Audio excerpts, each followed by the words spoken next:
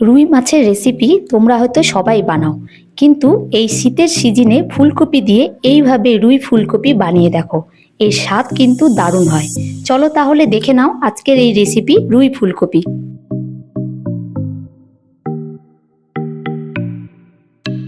প্রথমে আমি মাছগুলোকে হলুদ ও নুন দিয়ে ভালো করে মাখিয়ে নিলাম।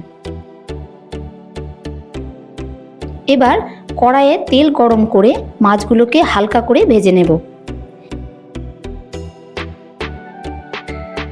এবার একটি পাত্রে আমি ফুলকপি ও অল্প কিছু আলু নিয়েছি। এবার এর মধ্যে টমেটো কুচি, পেঁয়াজ কুচি, পরিমাণ মতন হলুদ, নুন ও তার সাথে ধনে, জিরে, লঙ্কা, রসুন ও আদা বাটা দিয়ে সামান্য তেল দিয়ে ভালো করে মাখিয়ে নেব। এবার কড়াইয়ে ওই একই তেলের মধ্যে লঙ্কা, জিরে, দারচিনি, লবঙ্গ, এলাচ, তেজপাতা ফোড়ন দিয়ে একটু নাড়াচাড়া করে মেখে রাখা ফুলকপি দিয়ে দিলাম। এবার ভালো করে 10 থেকে 15 মিনিট কষিয়ে নেব। এবার পরিমাণ মতন জল দিয়ে দিলাম।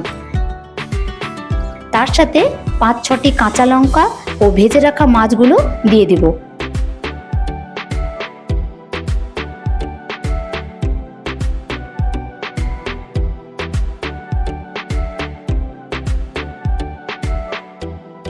গ্রেভিটা একটু ফুটে আসলে তার মধ্যে ধনেপাতা কুচি দিয়ে নাড়াচাড়া করে নামিয়ে নেব।